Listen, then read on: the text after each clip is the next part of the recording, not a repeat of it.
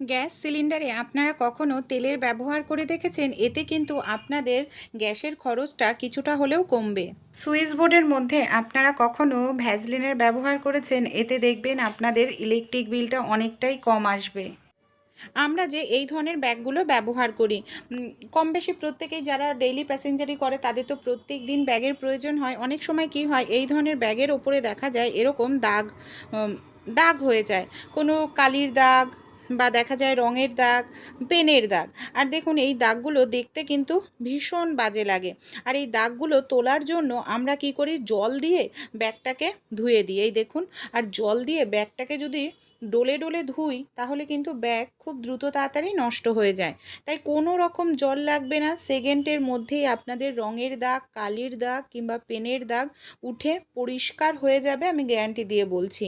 আপনারা নিয়ে নিন যে পারফিউম বা সেন্ট আমরা ব্যবহার করি, প্রত্যেকের বাড়িতেই থাকে, যে কোনো কালির দাগ হোক, পেনের দাগ বা রঙের দাগ, এইভাবে আপনারা এক দুবার স্প্রে করে কোনো কাপড় বা তুলো দিয়ে একটু ডলে নিন, দেখবেন সঙ্গে সঙ্গে সেই জায়গা থেকে দাগটা উঠে কিন্তু পরিষ্কার হয়ে যাবে। এই দেখুন তুলোটা দিয়ে আমি পরিষ্কার করে আপনাদের দেখাচ্ছি, কোনো রকম জলের প্রয়োজন পড়লো না, কত সুন্দরভাবে দাগটা এখানে আমার উঠে পরিষ্কার হয়ে গেল। ভালো লাগলে আইডিয়াটি ট্রাই করে দেখবেন। ভাত আমরা কম বেশি প্রত্যেকেই রান্না করে থাকি। অনেক সময় দেখা যায় ভাতের যখন ফ্যান ঝরাতে যায়, মানে ফ্যানের সঙ্গে বেশ কিছুটা আমাদের ভাত পড়ে নষ্ট হয়। আর দেখুন ভাত যদি পড়ে যায় অনেক সময় সেই ফ্যানের থেকে ভাত আমরা তুলিও না। তাই যে পাত্রের মধ্যে আপনারা ফ্যানটা ঝরাবেন, ছোট্ট এই কাজটি করবেন। যে পাত্রেতে ঝরাচ্ছেন এই ধরনের বাটি নিয়ে নিন, একটি বাটি উপর করে মানে উল্টো করে বসিয়ে দিন। এই বাটিটা কি করবে, আমাদের ফ্যানের মধ্যে যে ভাত পড়ে সেটা পড়বে না, আর খুবই কাজে লাগবে এরকম বাটি। এই দেখুন আমি এখানে ভাতের হাঁড়িটা এইভাবে উপুর করে দিচ্ছি, ঢাকনা ঢেলা হওয়ার কারণে দেখবেন ফ্যান পড়ে যায়। এই যে আমরা ভাতের উপর দেওয়ার আগে যে বাটিটা উল্টো করে রেখেছিলাম সেটার সাহায্যে ভাতের হাঁড়ির ঢাকনাটা টাইট হয়ে আটকে থাকবে। এর ফলে ফ্যানটাও সুন্দরভাবে ঝরানো হবে, আর ফ্যানের মধ্যে ভাতও কিন্তু পড়বে না। এই দেখুন ফ্যানটা দেখতে পাচ্ছেন, এই দেখুন ফ্যানটা মানে ঝরে পড়ে যাচ্ছে। আর এইভাবে ঝরাবেন, দেখবেন খুব সহজেই আপনারা ফ্যান ঝরাতে পারবেন। অনেক সময় ফ্যান ঝরাতে গেলে হাতের মধ্যে আমাদের গরম ফ্যান পড়ে যায়, সেই সম্ভাবনাও কিন্তু হবে না আপনাদের। ফ্যান ঝরানো হয়ে যাওয়ার পর আমি আপনাদের তুলেও দেখাচ্ছি ভাতটা। এই দেখুন কত সুন্দরভাবে ভাতও হয়ে গেল, আর এখানে আমার ফ্যানের মধ্যে কিন্তু একটিও ভাত পড়েনি। ভালো লাগলে আইডিয়াটি অবশ্যই ট্রাই করে দেখবেন। কুমড়ো জাতীয় সবজি আমরা অনেক দিন যদি ঘরে এনে রেখে দিই, দেখা যায় বেশি দিন ভালো যায় না, পচে যায়। তাই কিভাবে রাখলে কুমড়ো পচবে না, অনেক দিন ভালো থাকবে? কুমড়োর যে বীজের অংশটা আছে না, এইভাবে বীজের অংশটাকে আপনারা কেটে আলাদা করে নিন। এই দেখুন আমি কুমড়োর বীজের অংশটাকে এখানে কেটে আলাদা করে নিচ্ছি। কুমড়োর বীজের থেকেই কুমড়োটা পচতে শুরু করে, তাই এইভাবে আলাদা করে রাখলে দেখবেন সহজে পচবে না, অনেক দিন পর্যন্ত ভালো থাকবে। এখানে আমি একটি পাত্র নিয়ে নিয়েছি। এবার আমি কি করব, এই পাত্রতে আমরা অনেক সময় আটা মেখে থাকি। আটা মাখার আগে ছোট্ট এই কাজটি করুন, সামান্য পরিমাণ জল আর নুন দিয়ে পাত্রের গায়ে খুব ভালো করে এইভাবে আমি নুন জলটা মেখে নিলাম। এবার আমি নিয়ে নিচ্ছি আটা। রুটি তৈরি করার জন্য যতটা প্রয়োজন আটা ততটাই নিয়ে নেব। অনেক সময় গরম জল দিয়ে আটা মাখি, এতে গ্যাস হয় না, রুটিও নরম থাকে, কিন্তু কিছু সময় অপেক্ষা করতে লাগে আমাদের আটাটা মাখার জন্য। তাই কোনো রকম আটা মাখার জন্য অপেক্ষা করতে লাগবে না। আমি গরম জল দিয়েছি, আটা এখনও প্রচুর পরিমাণে আমার গরম রয়েছে, তাই হাত লাগানো ছাড়াই আপনারা নিয়ে নিন এই ধরনের একটি হ্যান্ড হুইস্কার। হ্যান্ড হুইস্কের সাহায্যে যদি আমরা এইভাবে গোল গোল ঘোরাতে থাকি তাহলে খুব সুন্দরভাবে আটাটা আমার এখানে মাখা হয়ে যাবে। আটা ঠান্ডা হওয়ার আগেই দেখবেন সুন্দরভাবে মাখা হয়ে যাচ্ছে, এমনকি আটাতে হাত দেওয়ার প্রয়োজনই পড়ছে না। আর আমরা যে প্রথমেই নুন জল গামলার গায়ে মেখে নিয়েছিলাম পাত্রেতে, এর ফলে কি হবে, অনেক সময় আটা মাখার পর দেখা যায় পাত্রেতে প্রচুর আটা লেগে থাকে, আটাও নষ্ট হয়, পাত্র পরিষ্কার করতেও সময় লাগে। এই দেখুন নুন জল এইভাবে পাত্রের গায়ে আগে মেখে ভিজিয়ে নেবেন, তাহলে দেখবেন অতিরিক্ত আটাও লেগে থাকবে না পাত্রে, আটাও নষ্ট হবে না, আর পাত্রটি পরিষ্কার করতে গিয়েও আপনাদের অনেকটা সময় লাগবে না। দেখুন কত সুন্দরভাবে এখানে আমার আটাও মাখা হয়ে গেল হাত লাগানো ছাড়া, আর পাত্রটাও কত সুন্দর পরিষ্কার হলো। এই ধরনের যে প্যান্টগুলো কম বেশি আমরা পরে থাকি বা বাচ্চারা পরে থাকে, অনেক সময় কি হয় যখন প্যান্ট নতুন থাকে না, তখন এই যে প্যান্টে বোতামটা থাকে, এই বোতামটা দেখা যায় বোতামের ঘরে ঢোকাতে গেলে খুব কষ্ট হয়, সহজে বোতামের ঘরে ঢোকানোই যায় না। এরকম যদি সমস্যার মধ্যে পড়ে থাকেন, ছোট্ট এই কাজটি করবেন, দেখবেন যতই নতুন প্যান্ট হোক বোতামের ঘরে সহজেই ঢুকে যাবে। আমাদের বাড়িতে কম বেশি প্রত্যেকেরই সেফটি পিন থাকে, এখানে বড় একটি সেফটি পিন নেবেন, যদি বোতাম বড় হয়, আমার বোতামটা বড় তাই আমি বড় সেফটি পিন ব্যবহার করছি। এবার বোতামের মধ্যে সেফটি পিনটাকে ভরে নিয়ে সেফটি পিনের যে বোতামের ঘরটা আছে তার মধ্যে আমি এইভাবে দেখুন বোতামটাকে ভরে নিচ্ছি। যে কোনো টাইট বোতামেও আপনারা খুব সহজেই নখ দিয়ে টানাটানি করা ছাড়াই ভরে নিতে পারবেন। ভালো লাগলে আইডিয়াটি অবশ্যই ট্রাই করে দেখবেন। সুইচ বোর্ডের মধ্যে আপনারা কখনো ভ্যাসলিনের ব্যবহার করেছেন? এতে দেখবেন আপনাদের ইলেকট্রিক বিলটা অনেকটাই কম আসবে। আমাদের বাড়িতে রান্নাঘরের যে সুইচ বোর্ড আছে না, দেখা যায় হয়তো আমরা সেখানে মিক্সার মেশিন চালাই কিংবা ইন্ডাকশন ওভেন ব্যবহার করি, দেখা যায় হয়তো রান্নাবাড়ি করছি, নুন হাত, তেলের হাত কিংবা হলুদের হাতে সুইচ অন অফ করছি, এর ফলে রান্নাঘরের সুইচটা এরকম হলুদের দাগ, তেল কালির দাগ এরকম পড়েই যায়।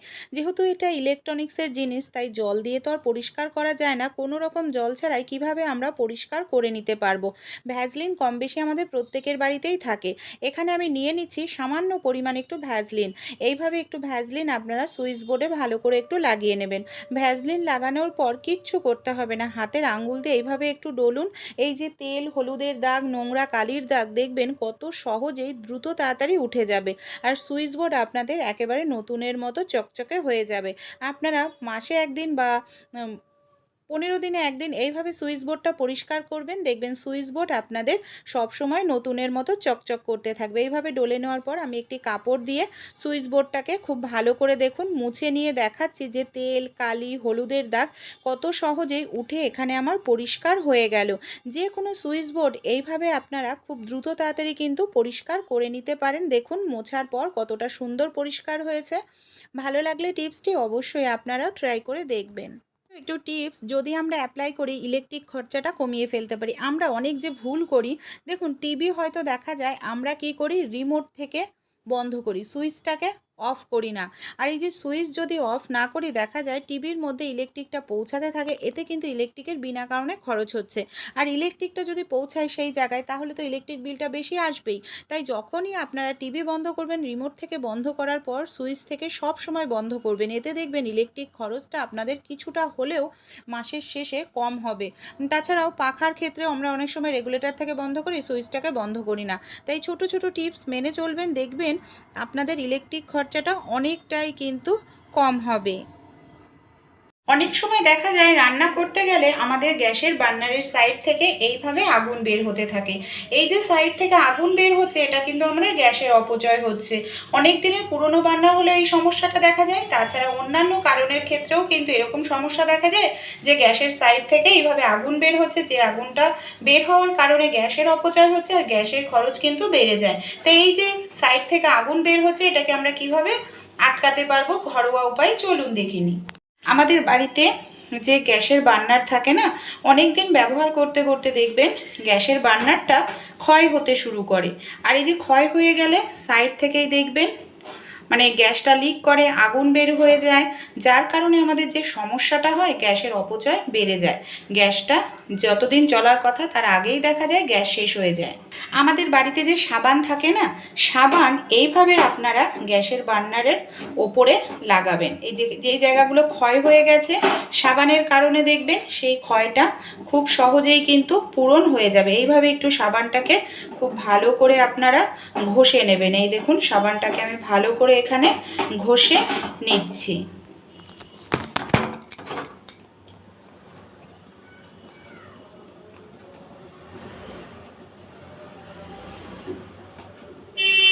দাঁড়াও, দেখুন ঘষে নিলাম আমি খুব ভালো করে। এবার আমি কি করব, সেট করে নিচ্ছি। সেট করে নিয়ে আপনাদের জ্বালিয়েও দেখাবো আগুন কত সুন্দর জ্বলছে। এই দেখুন এখন কিন্তু আর সাইড থেকে কোনো রকম আগুন কিন্তু বের হচ্ছে না। তাই আপনাদেরও যদি সাইড থেকে আগুন বের হয় অবশ্যই এই ছোট্ট টিপস দুটি ফলো করবেন। গ্যাসের বার্নারের চার সাইডে সাবান লাগিয়ে নেবেন, বার্নারের মানে পাইপের ভেতরটাও পরিষ্কার করবেন। পরিষ্কার ক্লিয়ার থাকলে দেখবেন গ্যাসটাও ঠিকঠাক বের হবে। আর গ্যাসটা ঠিকঠাক বের হলে কিন্তু গ্যাসের অপচয়টাও কম। আমরা যেখানে প্রত্যেক দিন গ্যাসের সিলিন্ডার রেখে থাকি, দেখা যায় সেই যে জায়গায় রাখি সেই জায়গাটায় তো আমরা প্রত্যেক দিন ঘর মুছে থাকি। আর ঘর মোছার সময় ঘর মোছার যে নেতাতে বা মফে দেখা যায় জল থাকে। জল থাকার কারণে গ্যাসের সিলিন্ডার লোহার হওয়ায় সেই জায়গায় জল লাগে, আর যার কারণে দেখা যায় সেই জায়গাটা একটা জংয়ের দাগ পড়ে যায়। আর জংয়ের দাগ হয়ে গেলে সেটা তুলতে পরিষ্কার করতে প্রচুর সময় লাগে, খাটনির কাজ। তাই আপনারা প্রত্যেক মাসেই এই কাজটি করবেন। যখন গ্যাসের সিলিন্ডার আপনারা নতুন গ্যাসের সিলিন্ডার ভরবেন, সামান্য পরিমাণ নারকেল তেল কোনো কাপড়ের মধ্যে নিয়ে নিন। তারপর গ্যাসের সিলিন্ডারের নিচের দিকে এইভাবে একটুখানি নারকেল তেল খুব ভালো করে লাগিয়ে নিন। নারকেল তেলটা লাগানোর কারণে দেখবেন গ্যাসের সিলিন্ডারে আর সহজে জং ধরবে না, মানে জংয়ের দাগটা মেজোতে পড়বে না। আর মেজোতে যেখানে সিলিন্ডারটা থাকবে সেই জায়গাটাতেও একটু নারকেল তেল দিয়ে দেবেন। তারপর দেখবেন রোজ ঘর মুছলেও জল লাগলেও যেহেতু তেলের একটি লেয়ার আছে, এর কারণে কিন্তু জংয়ের দাগ আর পড়বে না।